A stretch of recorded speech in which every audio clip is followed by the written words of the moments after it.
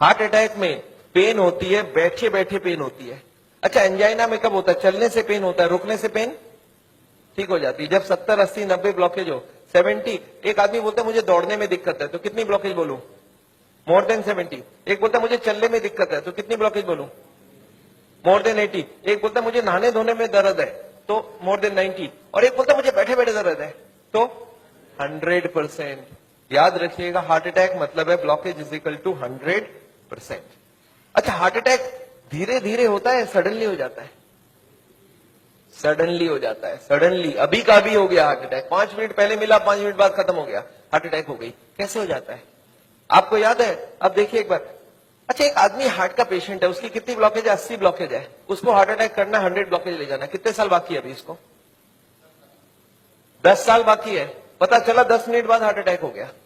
एक आदमी तो हार्ट का पेशेंट ही नहीं है, उसकी ब्लॉकेज 60 है, 60% ब्लॉकेज है, वो हार्ट का पेशेंट भी नहीं हो तो दौड़ सकता है। अच्छा, उसको कितने साल लगेगा अभी हार्ट अटैक करने? 60 है, 100 जाना है, 40% बाकी है, 20 इयर्स बाकी है अभी। पता चला 20 मिनट बाद हार्ट अटैक हो गई। कैसे हो जाएगा हार्ट अटैक? आपको याद है एक पर्दा आपने बताया था हमने, ब्लॉकेज के ऊपर एक मेम्ब्रेन होता है, वो मेम्ब्रेन बर्स्ट कर जाता है। This is what heart attack is. देखिए आपको समझ आता है कि नहीं? ये 20% ब्लॉकेज है, दिख रहा है मेम्ब्रेन ब्लॉकेज के ऊपर। ये 40% ब्लॉकेज है, मेम्ब्रेन यहाँ पे है अभी। ये 60%, 70% ब्लॉकेज है, मेम्ब्रेन अभी भी है। और मेम्ब्रेन स्ट्रेच कर रहा है कि नहीं कर रहा है? करते करते एक दिन क्या होगा? मेम्ब्रेन बर्स्ट कर जाएगा, membrane will rupture, membrane will snap, membrane will burst. और जैसे ही मेम्ब्रेन बर्स्ट करेगा क्या होगा? यहां से केमिकल यहाँ आएगी, और यहाँ पे खून जा रहा है, इस खून में क्या होगा? ब्लड केमिकल मिलेगा, और केमिकल मिलते ही ब्लॉकेज हो जाएगी 100%। This is called heart attack. 100% blockage कितने देर में बना? 5 मिनट में।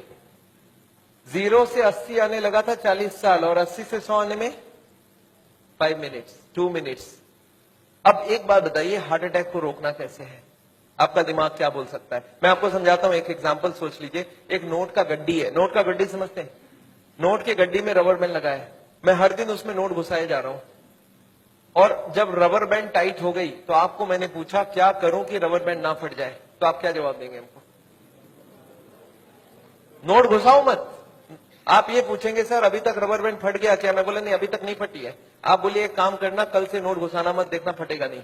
ये काम बात ठीक लग रहा है कि नहीं लग रहा है आपको? घुसाना बंद करो।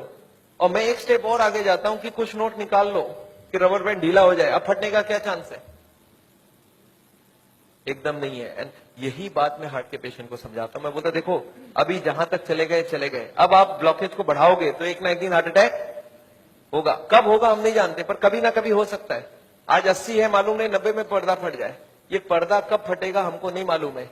हर आदमी का पर्दा अलग अलग है, हर आदमी की मेम्ब्रेन अलग अलग स्ट्रेंथ की है।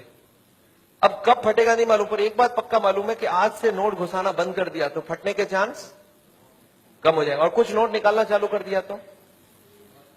आपको क्या लगता है, लॉजिकल बात हो रही है कि नहीं? वो जो कारण है ब्लॉकेज का उसको हटाओ और बॉडी में सप्लाई फैट का बंद करो, अब हार्ट अटैक का chance is almost nil, almost nil. और यही बात मैं हार्ट के पेशेंट को समझाता हूं। आपको क्या लगता है, सही हुआ कि नहीं हुआ? कॉमन सेंस के बात यही बोलता है कि नहीं, ब्लॉकेज का कारण को हटाओ और खत्म करो बात। तो ये है हार्ट अटैक रोकने का उपाय। मैंने देखा है बहुत सारे पेशेंट ये करते नहीं है, वो खाना पीना गलत खाते रहते हैं, दवाइयां खाते हैं। कार्डियोलॉजिस्ट को पूछ भी लेते हैं कि डॉक्टर साहब मैं आपसे दवाई ले रहा हूं तो आपके अंडर में हो गया ना? डॉक्टर बोलता है हाँ मेरे अंडर में हो। बोलता है डॉक्टर साहब कभी हार्ट अटैक हो जाए तो आप कहां मिलोगे? मैं अभी ब्लॉकेज बढ़ा रहा हूं, आप सिर्फ हमको बताओ हार्ट अटैक के वक्त आप। अच्छा, कार्डियोलॉजी भी बड़ा खुश रहता है, बोलता है मेरा मोबाइल नंबर रखना, जब भी हार्ट अटैक हो मुझे इन्फॉर्म करना और मैं आपको बताऊंगा कहां पहुंचना है, और मैं भी वहीं पहुंचूंगा, फिर आपको बचाने की पूरी कोशिश करूंगा। पर हार्ट अटैक के बाद, हार्ट अटैक के पहले करने का कुछ जरूरत। आपको क्या लगता है, सही बात हो रहा है गलत हो रहा है? अरे हार्ट अटैक के पहले ही रोक लो ना कि हार्ट अटैक। पर मैंने देखा आजकल ऐसा ही कुछ हो रहा है। Anyway I don't want that. अच्छा एक बात बताइए, ये जो पेशेंट है जिसका ब्लॉकेज बढ़ रहा है, ये सब जानता भी नहीं है क्या क्यों ब्लॉकेज बढ़ रहा है। कार्डियोलॉजिस्ट के पास जाए तो उसको बता देना चाहिए कि नहीं किस लिए ब्लॉकेज हो रहा है। अच्छा, अगर हार्ट के हॉस्पिटल में आप चले जाएं तो वो लोग भी यही सब बात करेंगे ना आपसे? क्या लगता है, हाँ या ना? वो लोग क्या बात करेंगे? उनके पास दो प्लान है, एक है बाईपास सर्जरी और एक है एंजियोप्लास्टी। अच्छा, इतनी कॉमन सी बात है, ब्लॉकेज का कारण को रोको, वो इसको नहीं बता के बाईपास एंजियोप्लास्टी क्यों बोल रहे हैं? आपको क्या लगता है? आगे पहले कॉमन बात बताओ, फिर तो बाईपास सर्जरी एंजियोप्लास्टी की बात करते हैं। वो लोग चाहते नहीं है ये सब ज्यादा, वो बोलते हैं भाई हमारी बाईपास की काम अच्छी। अच्छा, वो लोग कैसे ले जाते होंगे आपको उस तरफ, मैं आपको समझाना चाहता हूं कैसे ये सिस्टम बन गया कि वो बाईपास एंजियोप्लास्टी की तरफ चले जाते आदमी। मैं आपको समझाता हूं। एक आदमी है, ऑर्डिनरी आदमी है, खाने में खूब चर्बी खाता है, उसको क्या मालूम इससे ब्लॉकेज होता है, सिगरेट उगरेट पी रहा है। एक दिन चलते चलते वो देख रहा है जब मैं स्पीड लेता हूं मेरे को यहाँ पे दर्द हो जाती है, फिर मैं रुक जाता हूं, दर्द ठीक हो जाती है। कितनी ब्लॉकेज है? 80। चलने में स्पीड लेते ही दर्द हो रहा है, जब वो दादर चढ़ता है, सीढ़ियां चढ़ता है, उसको दर्द होता है। तो कितनी ब्लॉकेज हो गई? 80। अच्छा, वो बताएगा क्या किसी को? सोचता है कि अभी तो मैंने फील किया है, अगर घर में जाके बता दूंगा घर वाले परेशान हो जाएंगे। एक तो ऐसे ही वो परेशान है, इतने सारे कॉम्प्लिकेशंस है घर पे, और मैं ये भी बता दूं तो झंझट हो जाएगा। बताता नहीं है। कितने दिन तक नहीं बताता है? 2, 4, 6 महीने तक वो खींचता रहता है। क्या करता है? जब भी स्पीड लेने का काम होता है बोलता है मैं धीरे धीरे जाऊंगा, आप छोड़ दो, जाने दो। जब दादर चढ़ना होता है तो धीरे से चढ़ता है, सामान उठाना होता है नहीं उठाता है, पर धीरे धीरे पता चल जाता है। एक दिन वाइफ बोलती है आप स्पीड में चलिए, पेशेंट बोलता है मेरे से स्पीड नहीं चला जाता। बोला क्यों? बोलता मेरे को यहाँ दर्द होती है। वाइफ बोला आपने कभी बताया नहीं?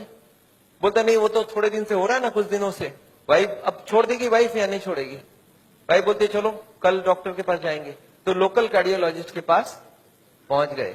अच्छा, लोकल कार्डियोलॉजिस्ट को जाके बता दिया कि डॉक्टर साहब जब मैं स्पीड लेता हूं तो यहाँ पे छाती में दर्द हो जाता है, फिर रुकता हूं ठीक हो जाता है। अच्छा, उनको कुछ आइडिया लग जाएगा?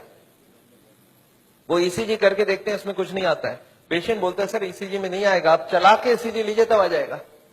उसको मालूम है चलने से दर्द होता है, तो डॉक्टर स्ट्रेस टेस्ट कराता है, उसमें खराबी आ गई। अब इसका मतलब क्या हो गया? हार्ट की बीमारी है या नहीं है? ऑलमोस्ट पक्का हो गया। अब कार्डियोलॉजिस्ट क्या बोलते हैं? बोलते देखो आपको हार्ट की बीमारी हो गई है। पेशेंट घबरा जाता है, बोलते सब क्या करूं? बोलते एक काम करो, मैं एक हॉस्पिटल का नाम लिख के देता हूं, उसमें चले जाओ, और एक कार्डियोलॉजिस्ट का नाम लिख के देता हूं, उसके पास चले जाना, और वहां पे वो जाके एंजियोग्राफी करेंगे, उससे पता चलेगा ब्लॉकेज है या नहीं है, और उसके बाद वो बाईपास सर्जरी एंजियोप्लास्टी जो भी बोलेंगे वो सब करवा लेना। पेशेंट बोलता है इसका मतलब वो सब करा लो। बोला हाँ, जो भी निकलेगा उस हिसाब से करा लेना। पेशेंट बोलता है सर और कोई बात? बोला एक काम कर देना, मेरा उनको बता देना मैंने ही आपको वहां पे भेजा है। अच्छा, इसका भी कुछ फायदा है ना? अच्छा, अब आप कहां चले गए नेक्स्ट डे? पेशेंट पहुंच गया हार्ट के हॉस्पिटल में, कार्डियोलॉजिस्ट को बता दिया कि मैं स्पीड लेता हूं, मेरे को छाती में दर्द होता है। कार्डियोलॉजिस्ट को कुछ समझ आ गया क्या? उनको बहुत अच्छे से समझ आ गया, एक नया पेशेंट आ चुका है। अच्छा, वो बोलते नहीं ऐसा, वो क्या बोलते हैं? वो बोलते हैं मेरे को डाउट है ये ब्लॉकेज है या नहीं है। अच्छा, पेशेंट खुश हो जाता है। पेशेंट बोलता है वो डॉक्टर तो मेरे को डरा ही दिया था, बोलता हार्ट की ब्लॉकेज है, और ये बड़ा डॉक्टर ये बोलता है मेरे को डाउट है। पेशेंट बोलता है मेरे को हार्ट की बीमारी हो ही नहीं सकता। अरे मैं कभी कोई गलत काम किया ही नहीं, सिगरेट तो बहुत लोग पीते, मैं भी पीता हूं, और चर्बी उर्बी तो बहुत लोग खाते, मैं तो थोड़ी बहुत ही खाता हूं। तो पेशेंट क्या सोचता है कि कुछ निकलेगा तो नहीं, डॉक्टर ठीक ही बोल रहा है, कुछ मिलेगा ही नहीं। पेशेंट बोलता है सर कोई उपाय है, पता चल जाए ब्लॉकेज कितना है। कार्डियोलॉजिस्ट बोलते हैं वैसे एंजियोग्राफी कर लेते हैं, आपको देख लेते हैं है या। अच्छा, पेशेंट मान जाएगा नहीं मान जाएगा?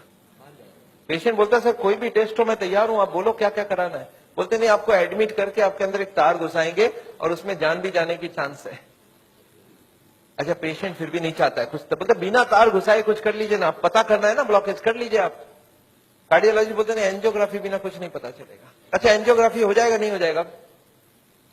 एंजियोग्राफी हो जाता है। पेशेंट बोलता है चलो एक बार करा लेते हैं, फिर घर जाके सोचेंगे ब्लॉकेज मिल तो जाए, देखे तो सही कितना है, फिर जाके घर में। अच्छा, पेशेंट प्लान कर लेता है। क्या प्लान करता है? कि मेरी 30-40 ब्लॉकेज तो हो सकती है, मैंने गलत काम किया है, बड़े दिनों से मेरे को कोई ने बोला था फैट नहीं खाना, मैं खाया हूं, सिगरेट नहीं पीना, मैंने पिया हूं, तो कुछ ब्लॉकेज मिलेगा। और प्लान क्या बनाता है कि घर जाके कल से सारा खाना पीना बदल दूंगा, वॉकिंग चालू कर दूंगा, एक्सरसाइज चालू कर दूंगा। एकदम प्लान करके एंजियोग्राफी में जाता है कि कल खाली रिपोर्ट लेके घर जाना है। अच्छा, रिपोर्ट में कुछ, एंजियोग्राफी होने के बाद रिपोर्ट में कुछ मिलेगा या नहीं मिलेगा? रिपोर्ट में एंजियोग्राफी में कितनी ब्लॉकेज मिलेगी? 70, 80 है 90। अच्छा, जब 80 ब्लॉकेज मिल जाए, कार्डियोलॉजिस्ट सडनली बदल जाता है, वो बोलते हैं you are very lucky. Patient बोलता है लकी मतलब कुछ भी नहीं मिला आपको? बोला लकी इसलिए कि आप ठीक टाइम में यहां तक पहुंच गए, थोड़ा सा लेट आते तो कुछ भी हो सकता था। पेशेंट बोलता है इसका मतलब कुछ सीरियस बात है। बोला आप बचे कैसे, मेरे को समझ नहीं आ रहा है। यू आर वेरी लकी, अभी तक बच गए आप। अब आपका बचने का चांस बहुत कम है।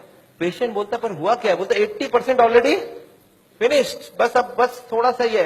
You are carrying an atom bomb. अच्छा, पेशेंट बोलता है सर एक काम कीजिए, आप रिपोर्ट मुझे दे दीजिए, मैं घर जाऊंगा। बोलते घर आप पहुंचेंगे कैसे? उसके पहले हार्ट अटैक हो जाएगा। अच्छा, आपको क्या लगता है, डॉक्टर को मालूम है कि हार्ट अटैक कल होगा, आज होगा? उसको तो ये भी नहीं मालूम 70 है, 80 है या 90 है। क्यों ऐसा बोला जा रहा है?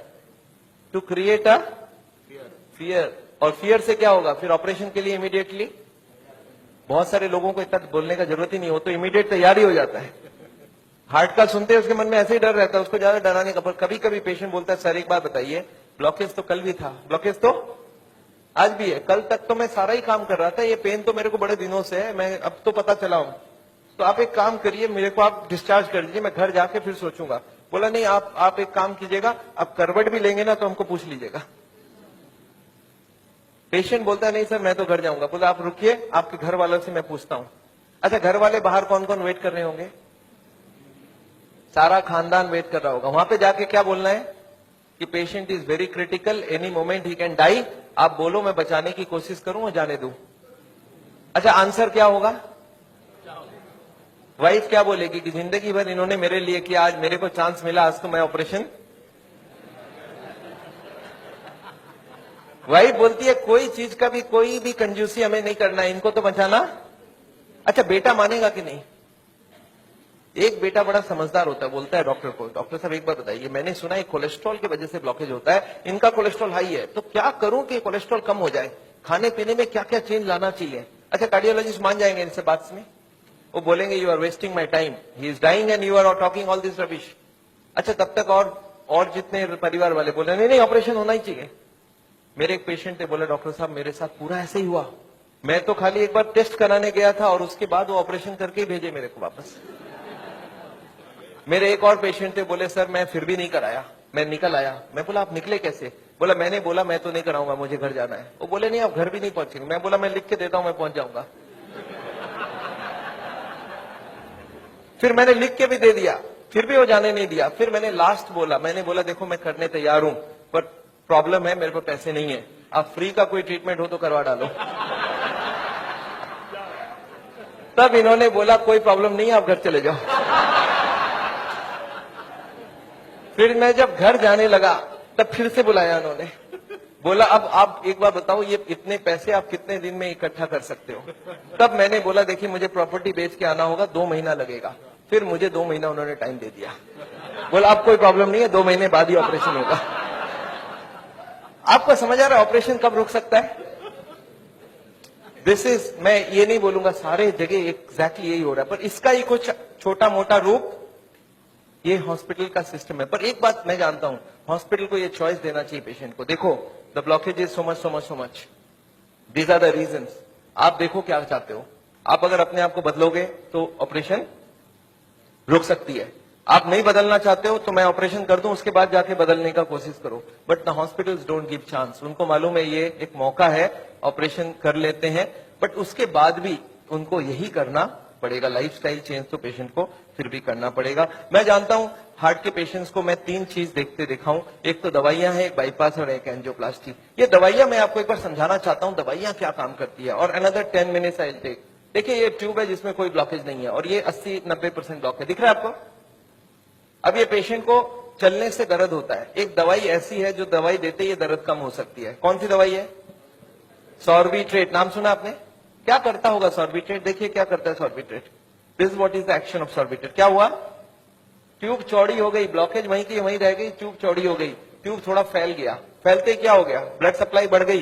पेशेंट बोलता है मुझे अब कोई दिक्कत नहीं है, पर ये दवाई का असर रहेगा 8 घंटे बाद, तो 8-8 घंटे में एक सॉर्बिट्रेट देनी पड़ेगी। एक पेशेंट मेरे को बोला मैं सॉर्बिट्रेट नहीं लेता हूं, मैं मोनोट्रेट लेता हूं। मैं बोला वो भी सॉर्बिट्रेट का ही भाई है।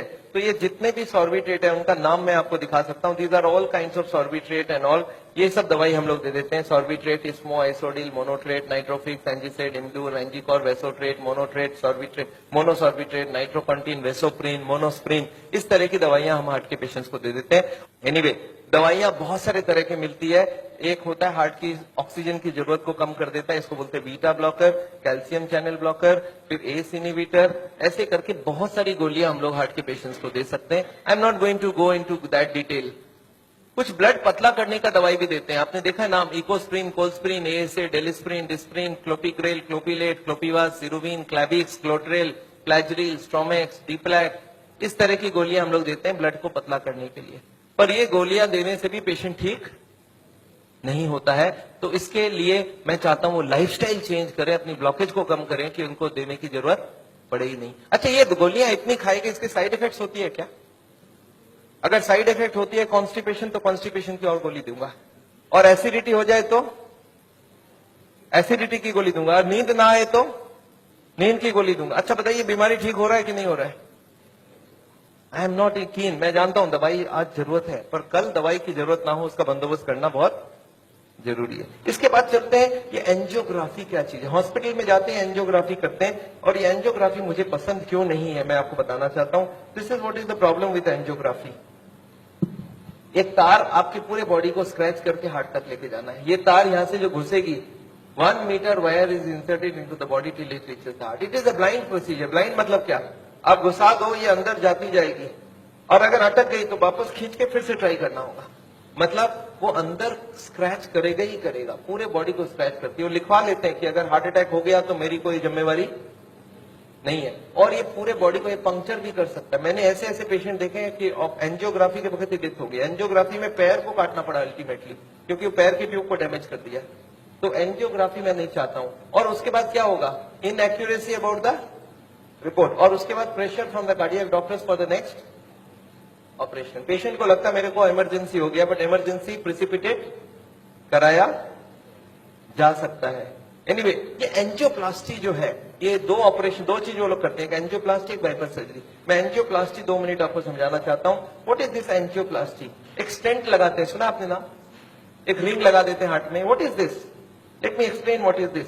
पिछले 20 साल में ये जो एंजियोप्लास्टी है, ये बार बार फेल किया और बार बार इसको सक्सेस बताया गया। पहले आई थी बैलूनिंग, बैलून एंजियोप्लास्टी। उसके बाद बहुत सारे तरह के एंजियोप्लास्टी आई, ऑर्डिनरी स्टेंट आई, फिर गोल्ड स्टेंट आई, फिर रोटा ब्लेडर आया, रेडियो एक्टिव स्टेंट आई, लेजर एंजियोप्लास्टी आई, आजकल चल रहा है ड्रग कोटेड स्टेंट। पर ये सारे के सारे फेल हुए हैं। क्यों फेल हुए, एक बार समझाना चाहता हूं। देखिए, ये बैलूनिंग क्या चीज है? याद है आपको, एंजियोग्राफी के वक्त तार अंदर घुसाई थी, वो कहां तक गई थी? हार्ट तक, यहां तक तार आई थी।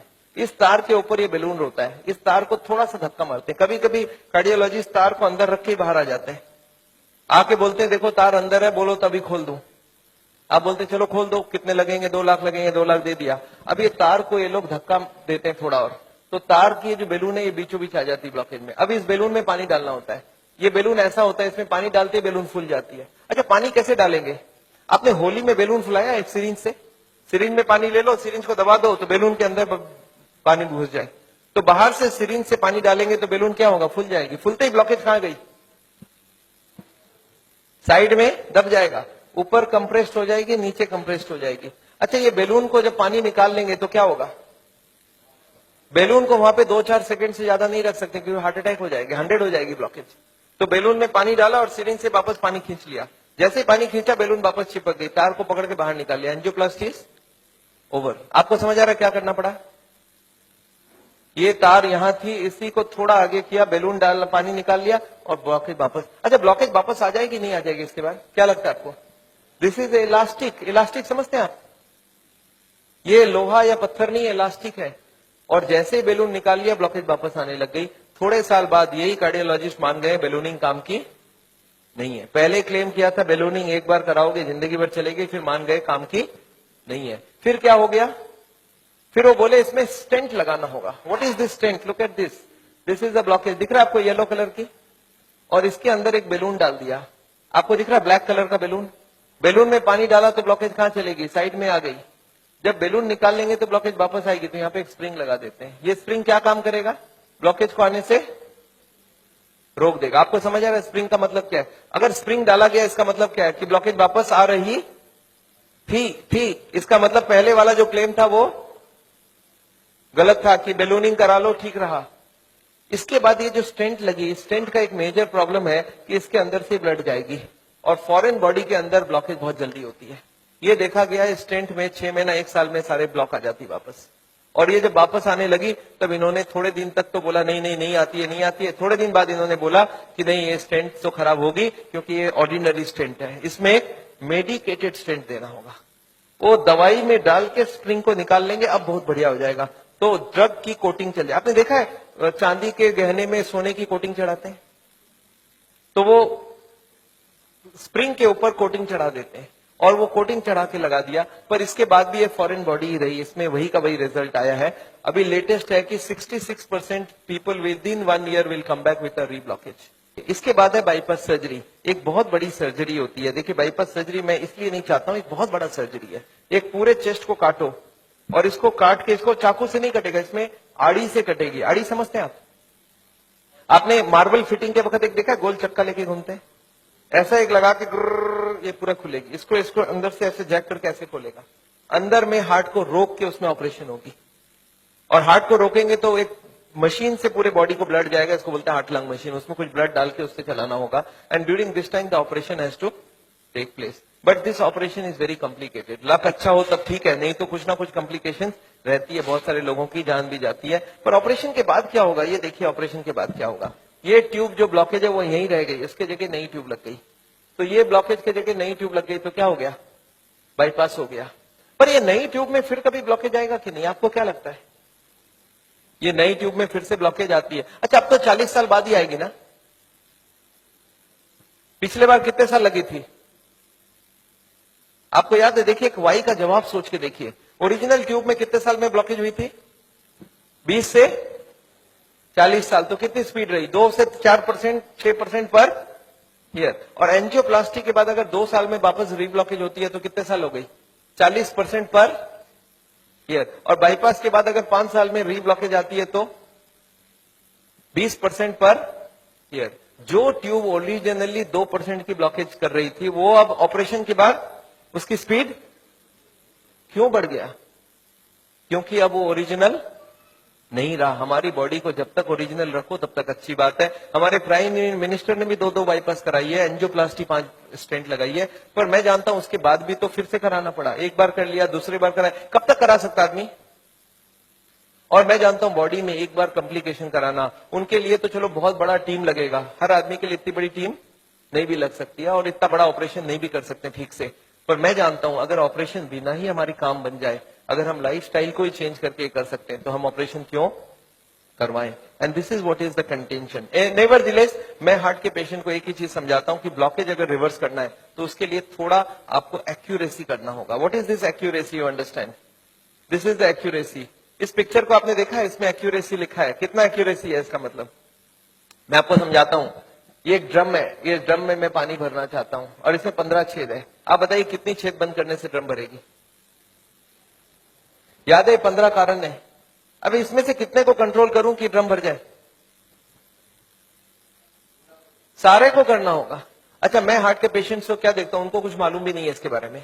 वो क्या बोलते हैं, मेरा कोलेस्ट्रॉल कंट्रोल है, ट्राइग्लिसराइड ज्यादा है, शुगर कंट्रोल है, बीपी ज्यादा है। मैं बोला ऐसे नहीं चलेगा, सारे होल बंद चाहिए मुझे।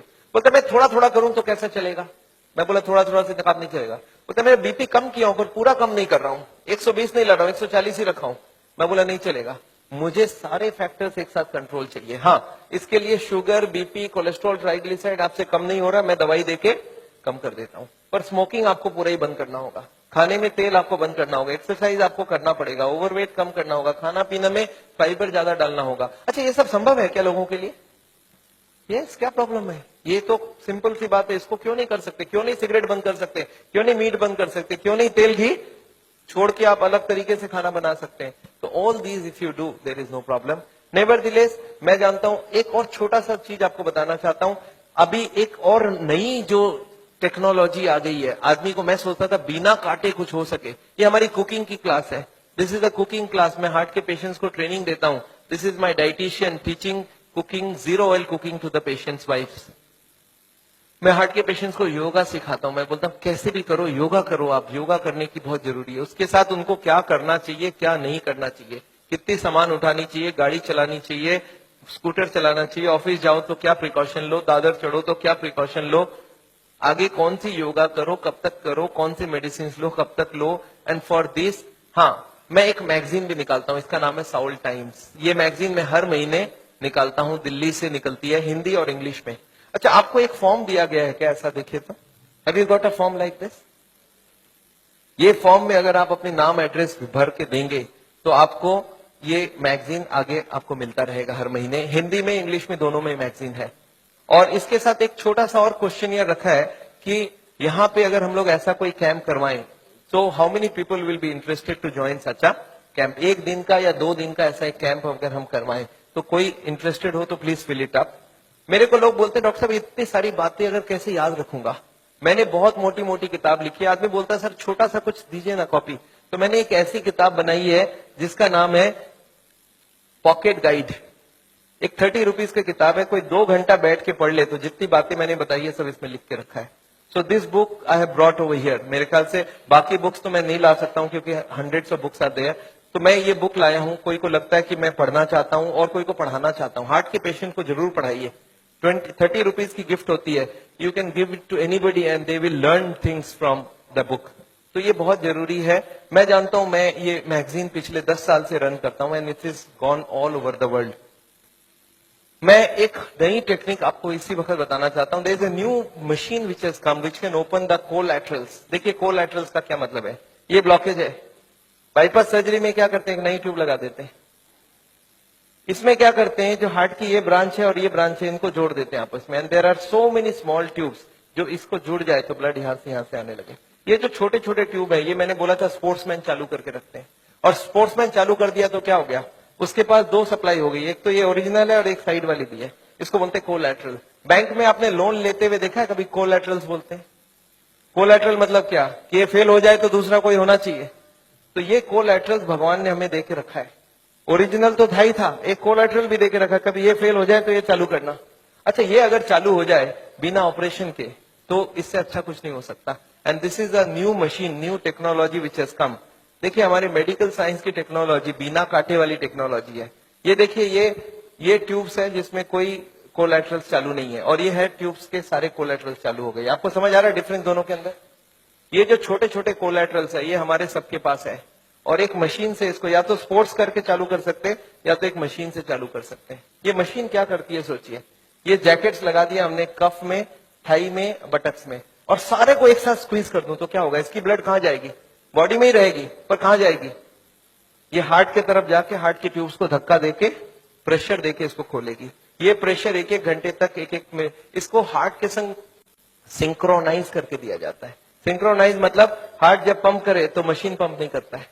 जब हार्ट पंप करके रिलैक्स करने लगे, जब पूरी ब्लड वापस आती है तो वो स्क्वीज करके सारे ब्लड को एक साथ भेजा जाता है।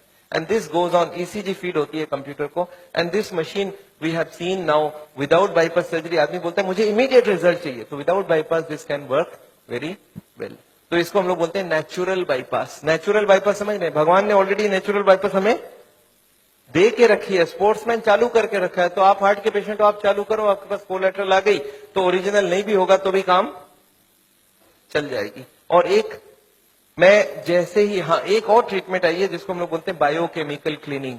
ये अभी बहुत अच्छी रिजल्ट आ सकती है। कुछ केमिकल अंदर डाल के ब्लड में उसको अंदर से गला लिया जाए। जैसे किचन में आपने सुना नाली जाम हो जाए तो क्या करते हैं हम लोग, कुछ केमिकल डालते हैं अंदर से। तो ये केमिकल की भी ट्रीटमेंट आजकल चल रही है, बट अभी भी इसका रिजल्ट हर आदमी में सेम नहीं आता है, but result are still there. बहुत सारे ऐसे पेशेंट है जो 30-40% तक ब्लॉकेज इससे कम हो सकती है। नेवरदिलेस मैं समझता हूं मैंने बहुत सारा लेक्चर आपको दे दिया है। कोई ने मेरे को बोला था एक बार कि डॉक्टर साहब कभी भी किसी को आधे घंटे से ज्यादा लेक्चर मत दिया कीजिए। मैंने बोला क्यों? बोला आपने स्कूल, उसके बाद दिमाग काम नहीं करता है। मैंने बोला क्यों ऐसा बोल रहे हैं? बोलते आपने स्कूल कॉलेज में देखा है कभी भी पीरियड्स 40 मिनट से ज्यादा नहीं रखते हैं, उसमें 5 मिनट आने जाने का वेस्टेज गिन लो, आधे घंटे ही चलेगा दिमाग। मैं बोला पर मैंने देखा आप टीवी देखते हो तो 2-3 घंटा देखते हो एक साथ। बोलते नहीं वो इंटरेस्टिंग हो तो देखते हैं। तो मैं जानता हूं आप हमारे साथ बैठे हैं 2 घंटे के लिए और आपको जरूर इंटरेस्टिंग लगा होगा। मैं फिर से धन्यवाद देना चाहता हूं ये हॉल को अरेंज जिन लोग ने किया उनको, श्री माफत लाल जी को जिन्होंने आपके लिए ये लेक्चर कराया है। और अगर आपको लेक्चर अच्छा लगा तो उनके लिए फिर से एक बार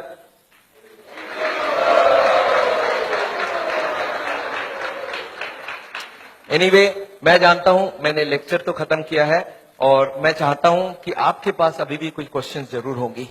मैं कैंप भी करता हूं और मेरी बंबई में जुहू में एक क्लिनिक भी है जहां पे हर वक्त डॉक्टर है और ये मशीनें वगैरह भी है। तो आपको अगर कभी कोई जरूरत पड़े तो आप हमारी किताबें जरूर पढ़िएगा और ये छोटी वाली किताब भी पढ़िएगा। अगर आपके पास कोई क्वेश्चन हो, क्वेश्चन के लिए माइक है हमारे पास। So if you have questions I would want you to ask the questions and I would like to answer the questions. You not covered the effect of the alcohol. Yes, very important thing, alcohol. मैं आपको बता दूं alcohol heart के लिए कभी अच्छी नहीं है। We don't recommend alcohol for the heart patient. क्यों? एल्कोहल में ग्लिसरॉल होती है और ग्लिसरॉल से ट्राईग्लिसराइड का रिश्ता होता है। ट्राईग्लिसराइड ग्लिसरॉल होता है उसमें भी। तो एल्कोहल में एल्डिहाइड ग्रुप है और ग्लिसरॉल में एल्डिहाइड ग्रुप है और ये दोनों एक दूसरे से एक्सचेंज हो जाती है। जब भी कोई अल्कोहल ले तो उसका ट्राईग्लिसराइड 40-50 तक बढ़ जाती है। तो अल्कोहल कभी हार्ट के लिए अच्छा है ही नहीं। पर अल्कोहल से एक अच्छाई होती है हार्ट में, वो है एचडीएल बढ़ जाती है। तो हार्ट के पेशेंट्स क्या चाहते हैं मालूम है? बोले एचडीएल की बात करो, ट्राईग्लिसराइड की बात ना करो। अरे मैं कैसे बात ना करूं? एक चीज अच्छा एक खराब है ना, तो मैं दोनों को ही बात करूंगा ना। अच्छा, अल्कोहल में एक ही खराबी है और भी खराबी है। मैं आपको गिनाता हूं अल्कोहल की खराबी। एक तो अल्कोहल से स्टोमक खराब हो जाता है, गैस्ट्राइटिस हो जाता है, लीवर खराब होता है, इसको बोलते हैं सिरोसिस ऑफ द लीवर। सुना आपने नाम? अच्छा, अल्कोहल से नर्वस सिस्टम खराब होती है। आपने सुना है अल्कोहल पी के एक्सीडेंट करके लोगों को मार डाला लोगों ने? सुना है ऐसा? तो अल्कोहल से पैसे भी खराब होते हैं, आपको मालूम है क्या? अच्छा, अल्कोहल से एडिक्शन होता है, ये बात मालूम है आपको? एडिक्शन मतलब क्या है? जिसको अल्कोहल पीने की आदत पड़ जाए वो मारपीट करके भी अल्कोहल पिएगा, हर दिन पिएगा। एक आदमी मेरे को बोला सर सबको ही नहीं होता है ऐसा। मैं बोला जो जो हो चुका है उसको जाके पूछो कि आप जब शुरू किए थे तब हर दिन पीते थे क्या? बोलते नहीं, मैं तो पहले एक ही बार पीता था, कभी जिंदगी में एक बार पिया पहले बार, फिर महीने में एक बार पिया, फिर हफ्ते में एक बार पिया, फिर हफ्ते में 3 बार पिया, फिर धीरे धीरे अब हर दिन पीने की आदत हो गया है।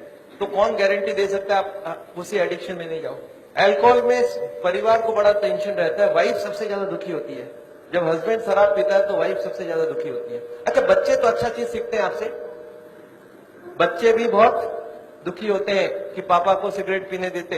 दो ही होता है, बच्चा दो ही काम करता है, या तो पापा की तरह पीना चालू करता है या तो पापा को जिंदगी भर नफरत करता है, क्योंकि उसको अल्कोहल या तो पसंद हो जाएगा तो वो पीना चालू कर देगा, वो भी बिगड़ेगा।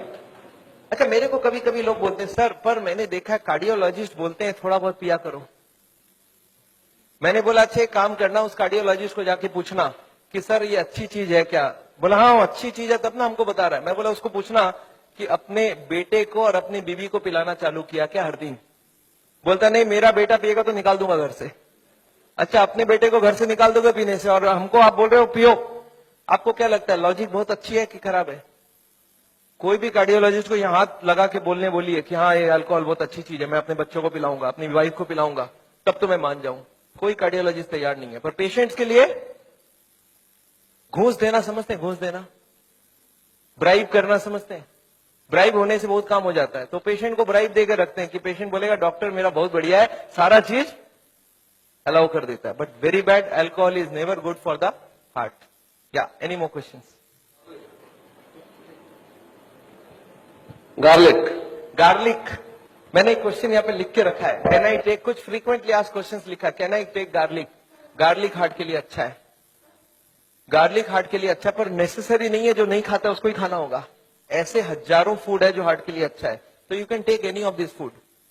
पर एक आदमी मेरे को बोला सर सिर्फ गार्लिक खाऊंगा मेरा ब्लॉकेज ठीक होगा कि नहीं? मैं बोला नहीं, जितने खराब वाले आइटम है सब बंद करने होंगे, जितने अच्छी वाली सब चालू करनी होगी। तो ऐसा नहीं कि गार्लिक इज अ पैनासिया, पर garlic is definitely good, cholesterol को कम करता है। या yes ma'am. CT angiography Bombay में बहुत सारी जगह, मेरे ख्याल से कम 20 मशीनें लग गई है। हम जहां करवाते वो चित्रा करके है दादर में, दे चार्ज 6000 रुपीज। तो ये सीटी एंजियोग्राफी का लिए आपको अगर एड्रेस चाहिए, हमारी क्लिनिक का एड्रेस आपके पास है already, you call them up, they will give you the details. Okay So what is good cholesterol, and what if you have the range of good cholesterol is higher than the normal range? So how does it affect the heart, and what is? See, good cholesterol को good क्यों बोला जाता है? It goes to the blockage, picks up the cholesterol and takes it out. So good cholesterol, if you can increase it, is wonderful. We want more than 40. तो good cholesterol बढ़ाने का कोशिश करिए, और इसके लिए बाजार में नहीं मिलता है। आप हमको ये नहीं बोल सकते सर 2 किलो मेरे लिए मंगवा दीजिए।